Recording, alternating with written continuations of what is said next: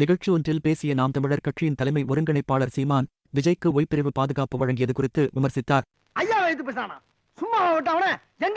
இந்த நிலையில் 2011 தேர்தலில் வடிவேலுவை விஜயகாந்தை விமர்சிக்க பயன்படுத்தியது போல 2026 தேர்தலில் விஜயை விமர்சிக்க சீமானை திமுக பயன்படுத்துவதாக சமூக வலைதளங்களில் குற்றம் சாட்டுகின்றனர் தமிழக வெற்றிக் கழகத்தினர்.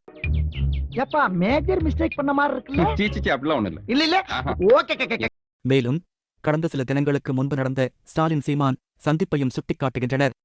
2026 சட்டமன்ற தேர்தலுக்கு தமிழ்நாடு தயாராகி வருகிறது. தனித்து தான் போட்டி என அறிவித்திருக்கிறார் சீமான். அதே நேரத்தில் விஜய் தான் முதல்வர் வேட்பாளர் என தமிழக வெற்றிக் கழகம் பிரச்சாரத்தை முன்னெடுத்திருக்கிறது.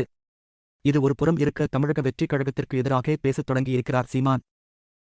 கடந்த சில தினங்களுக்கு முன்பு நடைபெற்ற பொதுக்கூட்டத்தில் பேசிய அவர், கொள்கை கொண்ட இளைஞர்களுக்கும் ரசிகர்களை கொண்ட கட்சிக்கும் தான் இனி போட்டி என விஜய் கட்சியை மறைமுகமாக குறிப்பிட்டு பேசினார். இதிலே தாண்டா நம்ம இனிமே அந்த பாவம் பார்க்க கூடாதா, ஏறி அடிச்சிருக்க. இங்கே போர் லட்சிய கூட்டத்திற்கும் ரசிகர் கூட்டத்திற்கும் இடையே போர் சண்டை.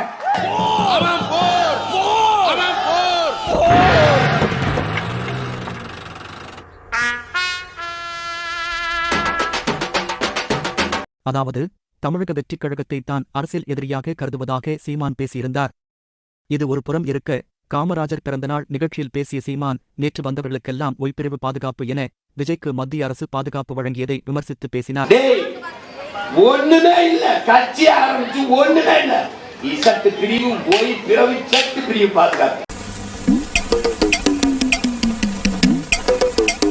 இந்த நிலையில் சீமானின் அறிவிப்பு திமுகவின் பி டீம் போல இருப்பதாக விமர்சிக்கின்றனர் தமிழக வெற்றிக் கழகத்தினர். அதாவது 2011 தேர்தலில் விஜயகாந்தை வீழ்த்த திமுக திரைத்துறையில் இருந்து வடிவேலுவை பயன்படுத்தியது. தொடர்ந்து பிரச்சாரங்களில் விஜயகாந்த் குறித்து பல்வேறு அவதூறான கருத்துக்களை பேசி வந்தார் வடிவேலு. இந்த நிலையில் 2011 தேர்தலைப் போல 2026 தேர்தலில் விஜயை விமர்சித்து பேச திமுக சீமானை களம் இறக்கியிருப்பதாக குற்றம் சாட்டுகின்றனர் தமிழக வெற்றிக் கழகத்தினர்.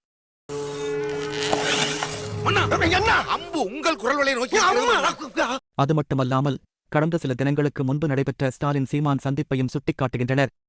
ஆளும் கட்சியை விட்டுவிட்டு முதன்முதலாக தேர்தலை சந்திக்கும் கட்சியை ஏன் சீமான் விமர்சிக்க வேண்டும் எனவும், கடந்த காலங்களில் தம்பி என விஜயை குறிப்பிட்டு பேசிய சீமான் தற்போது அவரை விமர்சிக்க காரணம் என்ன என அடுக்கடுக்கான கேள்விகளை எழுப்புகின்றனர்.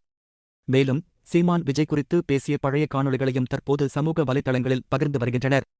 இதனால் நாம் தமிழர் மற்றும் தமிழக வெற்றிக் கழகத்தினர் இடையே சமூக வலைதளங்களில் மோதல் வெடித்துள்ளது. அவருக்கு இன்னைக்கும் மதிப்பு இருக்கு. இந்தியாவிலேயே அதிக சம்பளம் வாங்குற நடிகர் தமிழ்நாட்டில் அவர் தான் முதன்மையான நடிகர். உண்மையிலே பார்த்தா அவர் தான் இப்போதைக்கு சூப்பர் ஸ்டார். 150 கோடி அவருக்கு சம்பளம், 30 கோடி வரி போனாலும் 120 கோடி அவர் கையில் இருக்கு. அதை பொருள்படுத்தாமல் வர்றாருன்னா சரி, வரவேற்க வேண்டியதுதான். தமிழர்களுக்கு நிறைய கோடிக்கணக்கான பிரச்சனை இருக்கு. அதில் போராடுறதுக்கு நிறைய தலைமைகள் கட்சிகள் தேவைப்படுது. எல்லாரும் எதுக்கணுங்கிற ஒரு பெரிய இது ஒரு மன நோயாளிகள் அல்ல. நாங்கள்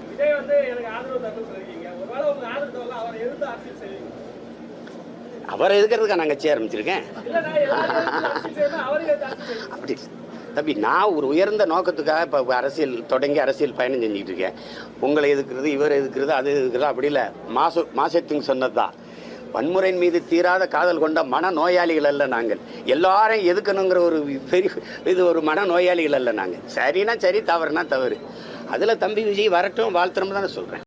யாரோ வர்றாங்க, வரட்டுமே, அவர் விஜய் வரட்டுமே. என்ன ரஜினிகாந்த் ஆதரிக்க சொல்றீங்களா? ரஜினிகாந்துக்கு எனக்கும் சம்மந்தம் இல்லை. விஜய் என்னுடைய தம்பி. அவர் யாரையாரோ வந்து கட்சி ஆரம்பிக்கிறாங்க, அவர் வந்து கட்சி ஆரம்பிச்சா வரவேற்பேன். ஆத்தாடி பெரியம்மா மகன்ல, ஆத்தாடி சித்தப்பாவில, இதிலே தாண்டா நம்ம இனிமே அந்த பாவம் பார்க்க கூடாதா, ஏறி அடிச்சிருக்க. இங்கே போர் லட்சிய கூட்டத்திற்கும் ரசிகர் கூட்டத்திற்கும் இடையே போர் சண்டை. ஒண்ணுமே இல்ல, கட்சி ஆரம்பிச்சு ஒண்ணுமே இல்ல, இசட்டு பிரிவும் போய் பிறவி சட்டு பிரிவு பாதுகாப்பு. தண்ணி நீ போட்டிருக்கியா? அப்புறம் நம்ம கேட்டானே, அது என்ன 99 அப்புறம் நம்ம கேட்டானே, எங்க அப்புறம் நம்ம கேட்டானே, அவன் கேட்டவன் கூட கேட்காம